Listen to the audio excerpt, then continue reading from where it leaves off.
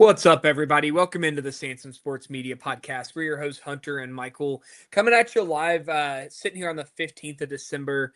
Bit of a slow night where Monday nights are just typically mid-major game or two. Maybe you have a high major that plays a random game, but not much going on. So we thought we'd hop on and record, kind of talk through some top 25s, give you some resumes, give you some thoughts, and talk about a couple of weird cases, especially with some of these conferences we're going to see.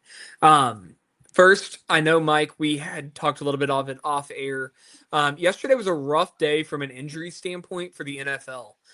Both Micah Parsons, Patrick Mahomes, and I think 3 or 4 other guys tore their ACLs like yesterday during games. What are your thoughts? I mean, just brutal news to see.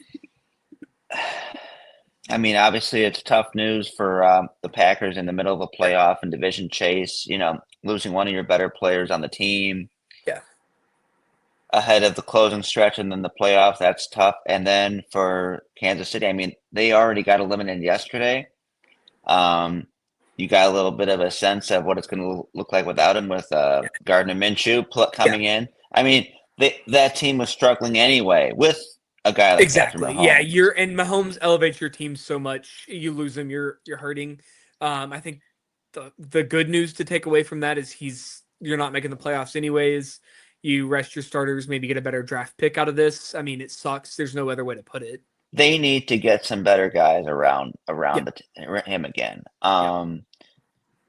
And with coming back from an ACL injury, whether or not, I mean, I guess he should be probably ready for next year, you would think, I would assume so, yeah. right? But, he's not going to quite have the same mobility when he comes back. They're going to have to get a better line around him. Yeah. He's not going to be able to run and move around the pocket he still will be able to, but not with the way that he normally does. He's going to need a little bit of help.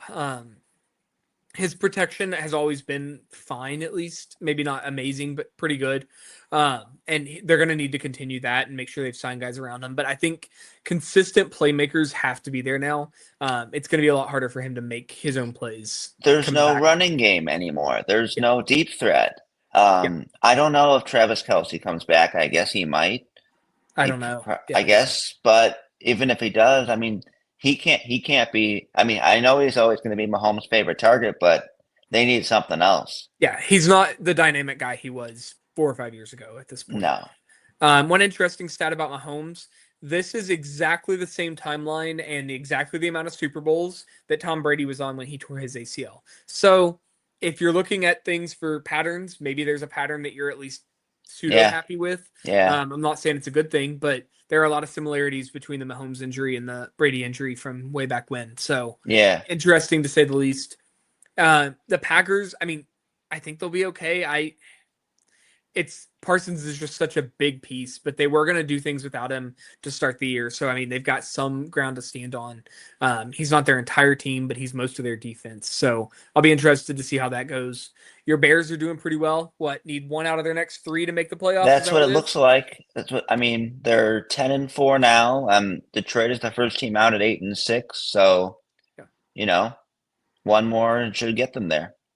Do they own the tiebreaker over Detroit? No, but because they lost to them. But if they, I guess maybe they could need 2. I guess if Detroit were to win out, but yeah, Detroit's not winning out. Is that what you're trying to say? No, it's close. Let's put it this way: they also play San Francisco. Yeah. Who, if they were to win that game, they'd own the tiebreaker with them. True. So it's tough. I'm pretty confident that one more win is going to get them there. That's fair.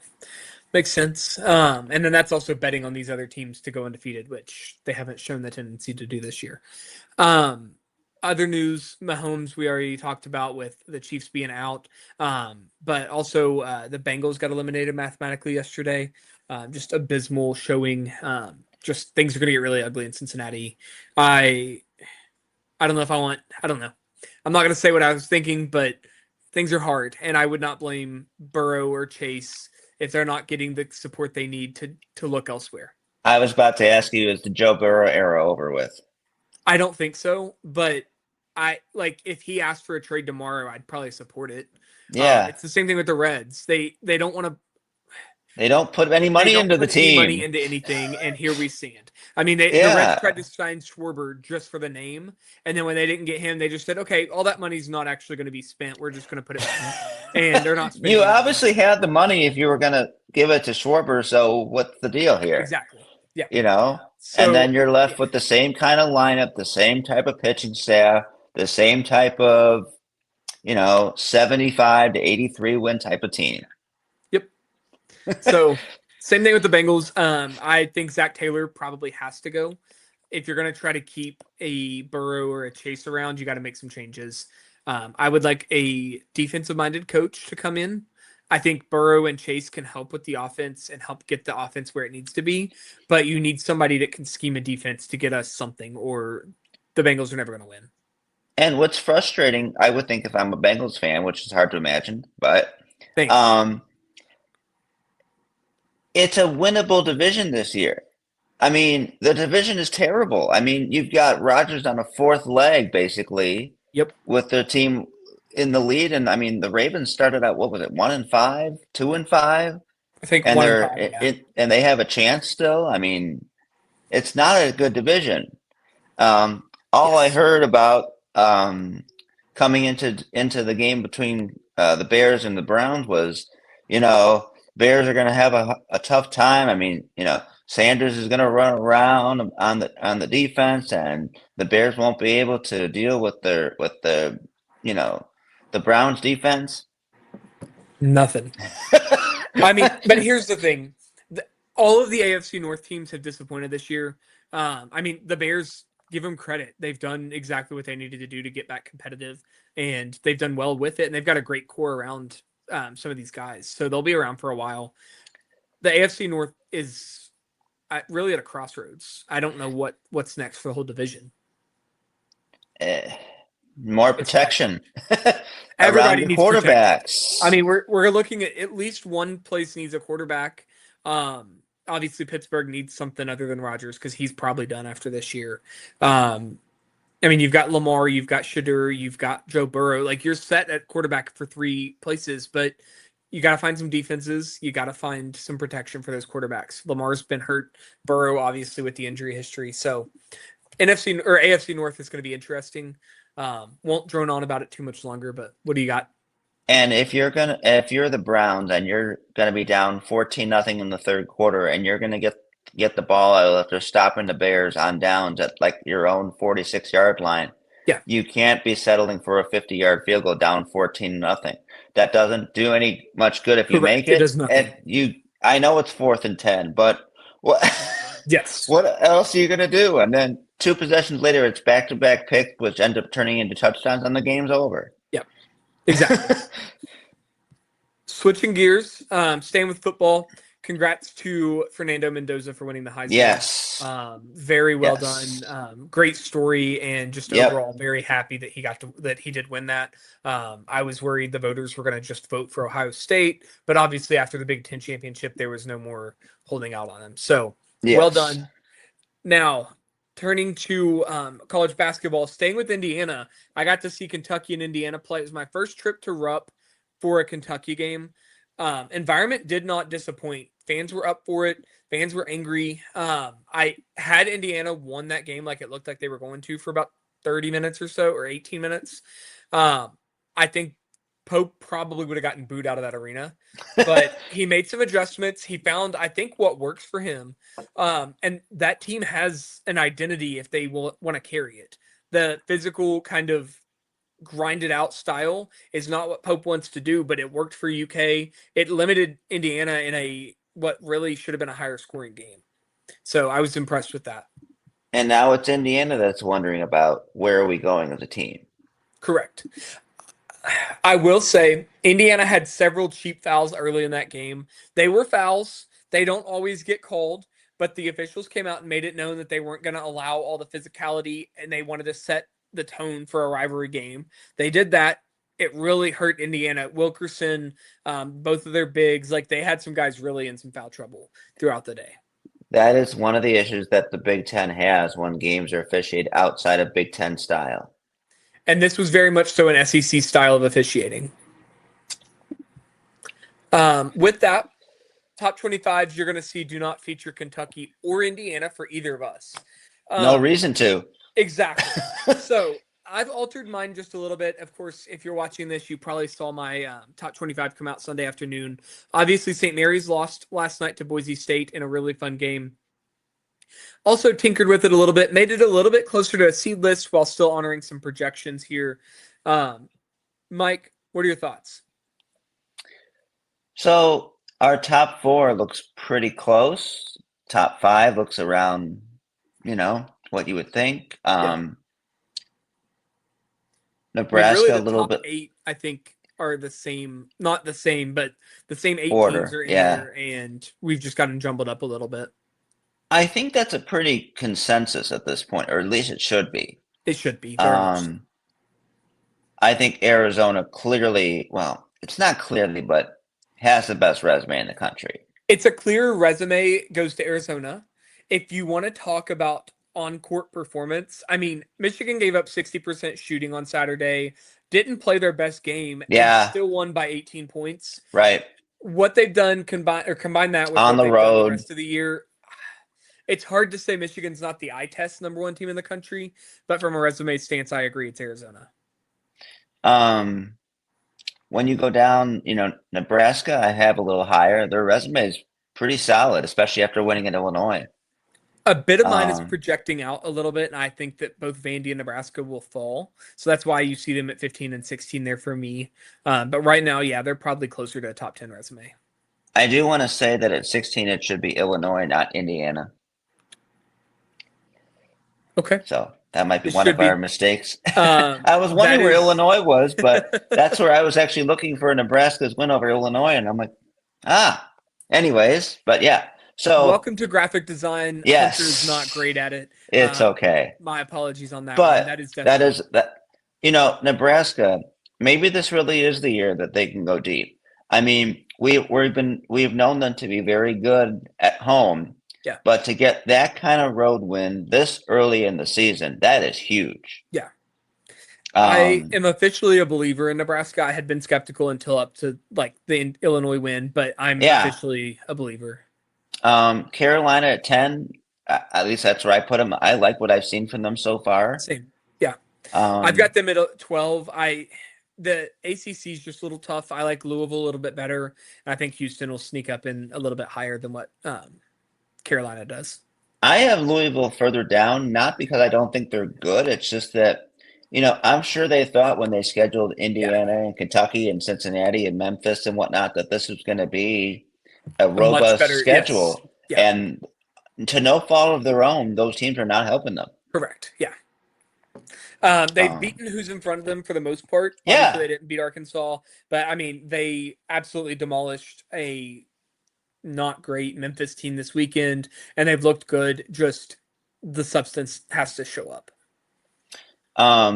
I know Alabama's lost 3 times, but to good teams, and they have some pretty good wins on their resume too. They played a very tough schedule. BYU, for the most part, everything about them looks great, except for halves against, Clemson and stuff like that. Yeah. But they don't quite have enough quantity of high-end wins to measure up to the rest of the top there. Yeah. But solid. Houston. I don't know what to do with Houston. Yeah. I haven't quite seen the top, Final Four team that I thought we would yet. Same. Yeah. I think everybody pretty much nationally is kind of agreeing that Houston's been a bit disappointing. Obviously, you're still really good, but you just had lofty expectations, and they haven't met them yet. Kansas coming on lately, blew out Missouri big time, and then, got a close win against NC State. Yes. Over the weekend. Council putting up, 9 threes or whatever he did and 30-something points. Just a ridiculous performance. I am very hesitant with Kansas right now. Me too. There's rumor that Peterson is going to get shut down for the year. If he gets shut down for the year, this team changes a lot. So I'm curious to see what happens there. I can see it from both sides. Hamstrings aren't anything to play with, but we'll see what happens. Arkansas, huge week this past week for them. Yeah. The wins that they got over Louisville, Tech, Yep. I think 2.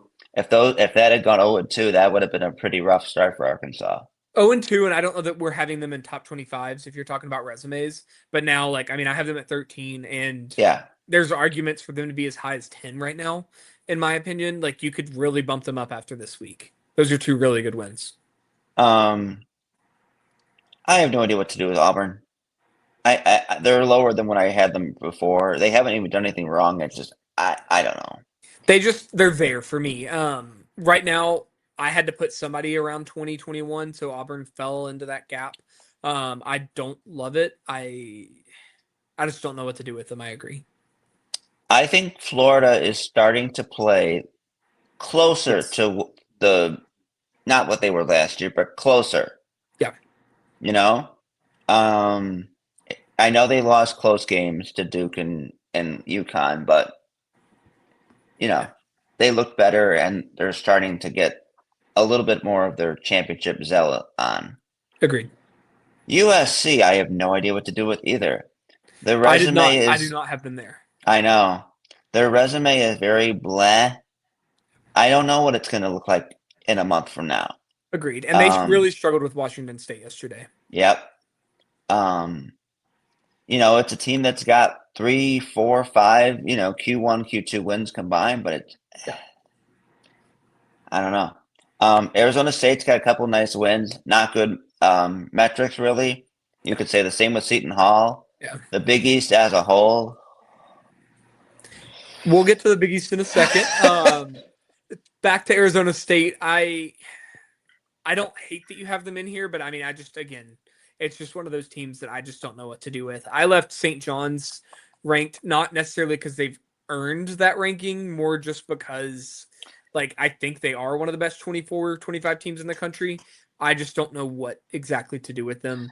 I probably could have put Butler in instead of Arizona State. With Butler, I have some trouble with Butler as well. Yeah. There's not much. 23, 24, 25, there's not much substance on any resume. Just Butler doesn't necessarily move the needle for me yet. Here are the 5 teams that I have that were just out in kind of an order. Butler, Virginia, Oklahoma, Washington, and St. Mary's. I would probably have that group have Virginia, as I do. I'd probably have Virginia there. But did Butler beat Virginia? I think they did. Yes. Yeah. So then again, there's your playing in a circle. That's the good win that could move Butler into it, but also knock out them at the same time. It's a whole circle of life situation. Yes. So. I do want to touch on, because when I was going through because I went from 100, basically the top 100 teams in the net, a couple down from that, all the way up going through the resumes. Yeah. And a couple teams that I came across that surprised me as being kind of better than I expected. One of those was Washington. Yeah. They're 7-3 overall. They have the win on the road at USC. The losses to Colorado, Baylor, UCLA. Not terrible. Beat Nevada on neutral court. Is it a tournament resume? Probably not. But I didn't see a whole lot of them either. There's not a lot of tournament. Right now we're sitting here in December, so obviously there's a lot to play for. Washington is also healthy, getting healthy, I should say. I don't think they're completely healthy yet, but once they're healthy, I'm very intrigued to see how this team plays. The sky's the limit a little bit. I don't think they're going to be a top of the Big Ten team, but I absolutely think that's a team could mess around and make the tournament. They got a road game in Seattle this weekend, so that should be interesting. Is that Gonzaga? No, Seattle University. They're playing on the road. Okay. Yeah, I like it. They kind of have a little home and home thing. I know they played at Washington last year, and I think that's the return kind of thing. In-state rivals should do that. I don't care how small the school is. And then they play San Diego, which they should win, and then they play Utah, which they also should win, and then they'll go from the Big Ten play, starting with Indiana and Purdue on the road. We'll find out. We're gonna find out real quick. And another team I thought that caught my attention that I was surprised was Notre Dame. Yeah. Do I think this is going to be a tournament team? No.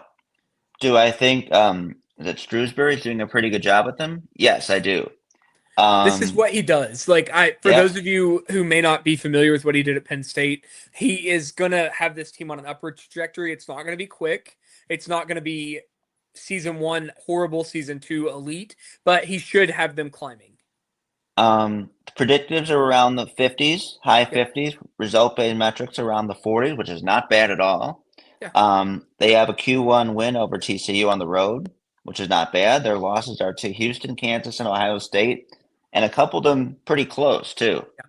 So, they beat Missouri too. That was nice for them to see. It doesn't help them a ton because Missouri isn't really being any good team. So, but it's something.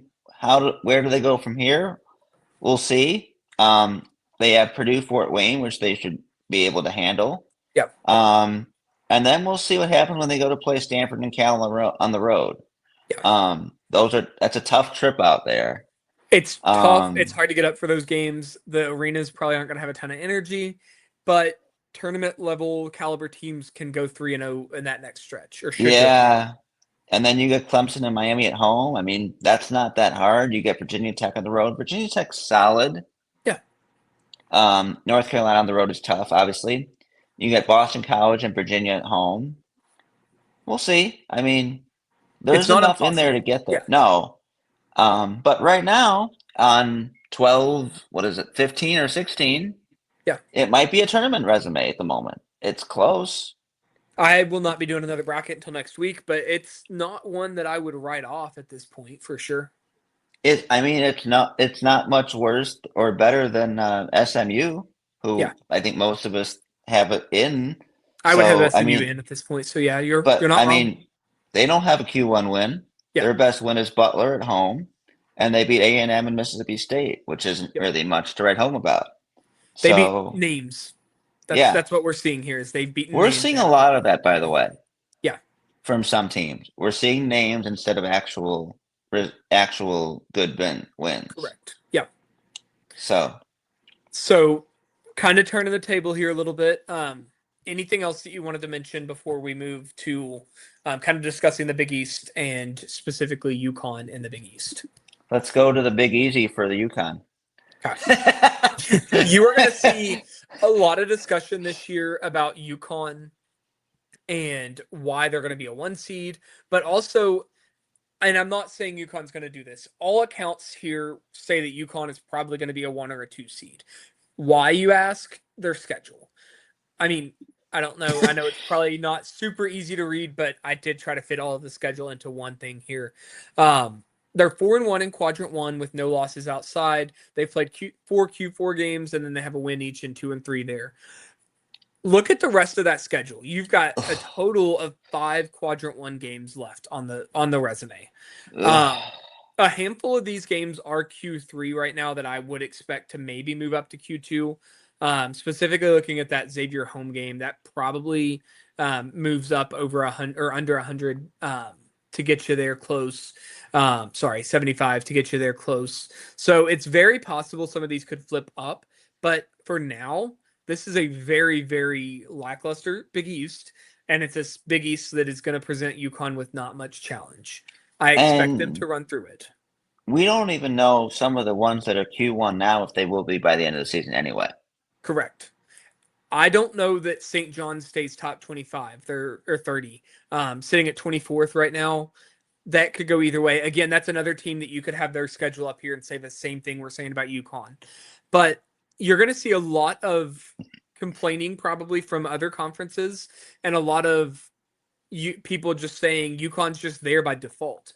I don't expect UConn to lose more than 2 or 3 games the rest of the season. And I think that we're probably going to be sitting here talking about a 1 or a 2 seed UConn almost just because they've got almost like a Gonzaga year where Gonzaga just plays a really hard non-conference schedule, does pretty well, and then just runs through their conference. And that's probably what you're going to see UConn do this year. That being said, it's the Big East and anything can happen, but don't be shocked if we're sitting here an 18-2 UConn team headed into Madison Square Garden. Although right now we're talking about a UConn team with 4 Q1A wins. Correct. And all of those are Q1A, which is a great distinction. Thanks for pointing that out, Mike, because none of those are going to move down to Q2. They might No. move to Q1B. I mean, especially like an Illinois neutral could move to Q1B maybe, but again, I Q1A, think that's a team that'll stay top 25. that's fair. Good point. So yeah, BYU, I don't know. I don't think BYU is going to be 6, but I don't think they'll drop to below 25. Florida might. I don't know where fair. Florida's going to be. Yeah. I really don't. Kansas, I'm pretty sure that's going to stay top 40. Oh, absolutely. That absolutely stays So, top 40. You yeah. win at Allen Fieldhouse, that's a Q1A win, point blank. I feel pretty good that at least 3 of the 4 will stay Q1A. I would agree with that. I also think if it'll be very interesting if Gonzaga goes the rest of the way. Maybe they don't lose a game, and Yeah. UConn loses 1 or 2. Who gets a 1 seed? That would be very interesting. I would personally go UConn. I would too. UConn's going to have a harder schedule. There is one Q4 game on this resume. Yeah. If we're talking about Gonzaga, I do not have it in front of me, but I can almost guarantee you there's at least 3 Q4 games going to be on that schedule. I would probably agree with that. Just knowing the bottom of the West Coast Conference is just that diluted. Pepperdine is 275 in the net. San Diego is 267. There's Portland 2. is 208. Oregon Bang. State, if they play them at home, 199. So, yeah. So, exactly. So, I would go with UConn over Gonzaga. It does feel like a better year overall for the WCC, but yeah. Not necessarily still getting you there. And then, I mean, again, with UConn and all of the Big East, it's right now, I would have it as a 3-bid conference. Maybe you sneak Butler in as your 4th bid.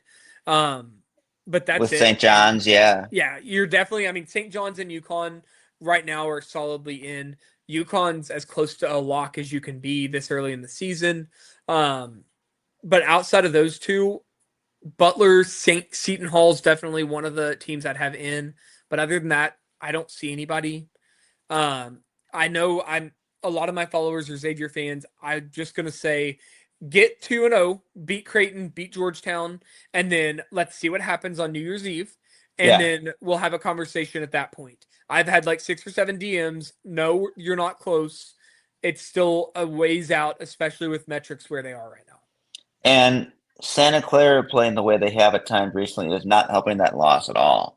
I expected that to age well. It is not. And same thing with Iowa, really. I mean, Iowa's looked good, but that is not aging as well as I thought it was going Iowa's not doing very much right now. Correct. When it comes to, and then Seton Hall, I wonder about. Holloway's doing a great job with what he has, but at some point, especially once you get to these road games, talent. I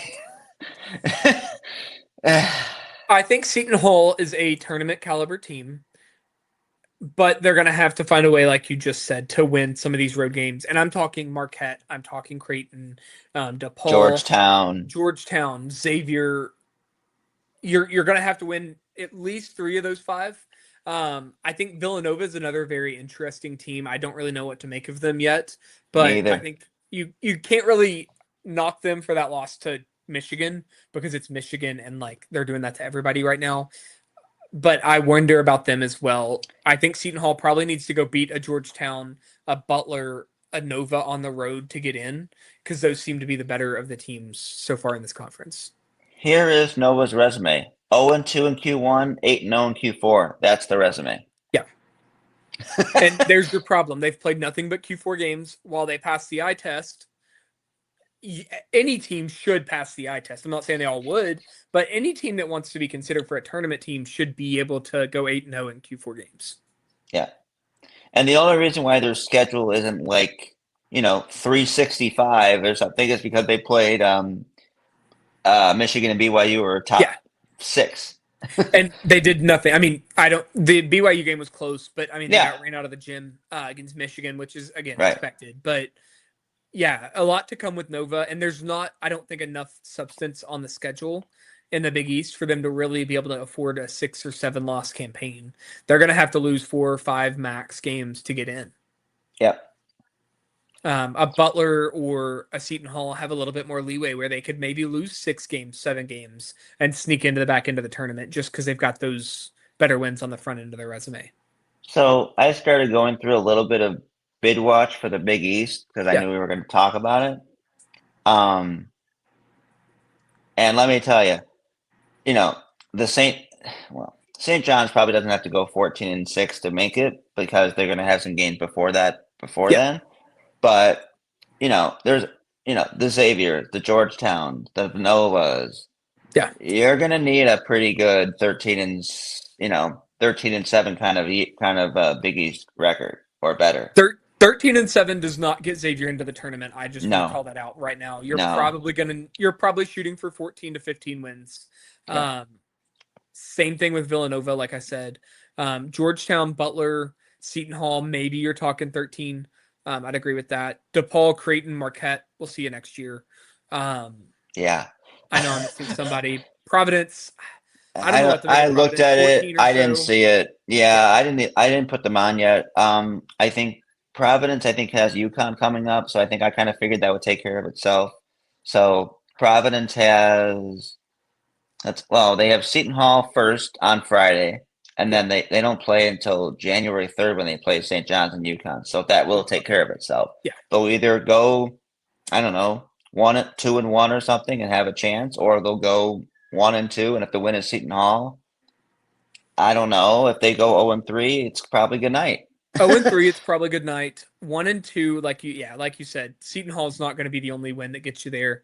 2-1, we're definitely talking 3-0, and Yeah, you're probably in the tournament right now. easily Yeah. at that point. Yeah, that would be the But best 3 wins you can get in that conference. So, yeah, lot to come for Providence. I don't know. Do you think Kim English survives the year?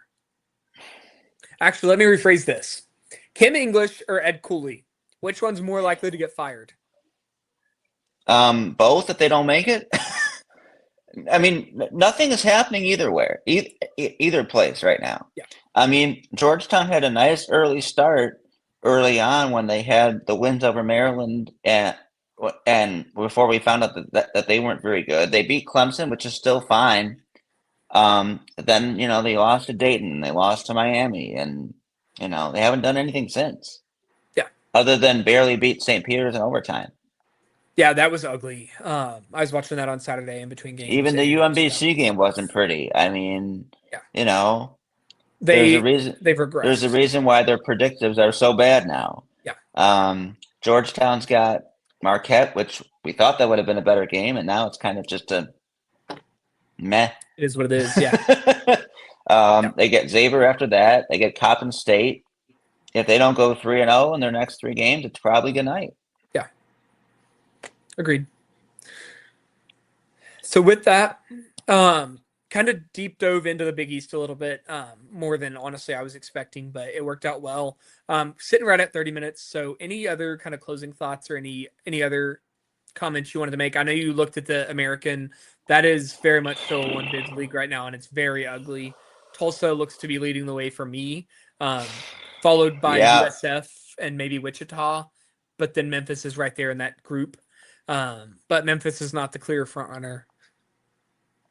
Memphis gets Vanderbilt on Wednesday, and They then did Mississippi great at State after that. scheduling, but they've Yeah. just lost all the freaking games, and they're not losing pretty. Like they No. got dominated by Louisville. You can't do that. Like it kills your metrics. I mean, if they can somehow find a way to beat Vanderbilt and Mississippi State, then we'll talk about it. Yeah. But until they go 2-0 in those, and Mississippi State isn't going to help them a whole lot anyway. Correct. You're going 2-0 by default. Really, there's one quality win and then avoiding a bad loss there. Yeah. Same thing with the And then go ahead.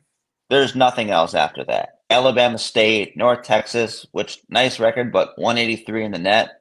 They don't get a Q1 game until they play Tulsa on the road and starting to head toward the end of January. Yeah. And I think that's the only. Oh, they get Utah State in February. They do, and that could be. I mean, both of those teams might desperately need that by that point. So we'll see. So between Utah State, Vandy, and Mississippi State, if they can find a way to go 2-1 in those games and like 1, maybe 2 losses in the American, we'll see where that looks like at the end of the year. Yeah. But that's what it's going to take. They could maybe do Anything, two. Yeah. Yeah. Go ahead. anything short of that, and Yeah. I don't know. I mean, what are you going to do? East Carolina's 306 in the net. I mean, Your conference is killing you again, Memphis. yeah, I'm sorry. yeah. And then wrapping up A10 play. Probably 5 or 6 teams with a legitimate at-large hope right now. The problem is that conference is going to cannibalize itself. You need 2 or 3 teams to separate themselves, lose 2 or 3 games each to have any shot of getting 3 teams in. I'm thinking 2. 2 Q1 wins for the league so far. Yeah. 2. The Rhode Island, who is not even on the page really, has 1, and the other one is Richmond. Yeah. Um, it's going to be tough. And I know a lot of these, kind of high majors are kind of freaking some of these teams out, but I mean, some of these have tried to, schedule some of these like 100 to 200 ranked teams, which is nice until you're St. Bonaventure and you lose to Ohio. Yeah. Um, It's a lose-lose situation for a lot of mid-majors, and the A10 and the AAC are great examples. Yep. Mountain West as well. Just nobody wants to schedule you, but if you play other good mid-majors, you're screwed because all you can do is barely help yourself or torpedo your resume. It's just unfortunate the way of life right now. I'm hoping we see the pendulum swing back just a little bit sooner than later, but that'll have to start with the committee. And it just doesn't help when teams in your league like Fordham, St. Joseph's, Duquesne are just not doing anything. Yeah. These, Big 5 schools. It is what it is. Yeah. Yeah. And Loyola has been about as disappointing as any team in the country. They might be the most disappointing team in the country. They lost to Chicago State. Yeah. Absolutely awful. With that, we'll be back next week. We're going to dive into some Big 12, Big 12, Big 10, SEC, and some more of the ACC as well, just to kind of give you a little bit better preview as those conferences get ready to ramp up. But we wanted to start with the 3 that are getting ready to kind of kick off this week. Thank you guys for listening. Sitting at 37 minutes. Let us know how you like the podcast. Let us know what you want to see. Normally, we try to do a Q&A. I didn't get around to it this weekend. We'll do better next time. But other than that, thank you guys. Mike? Thanks, everyone.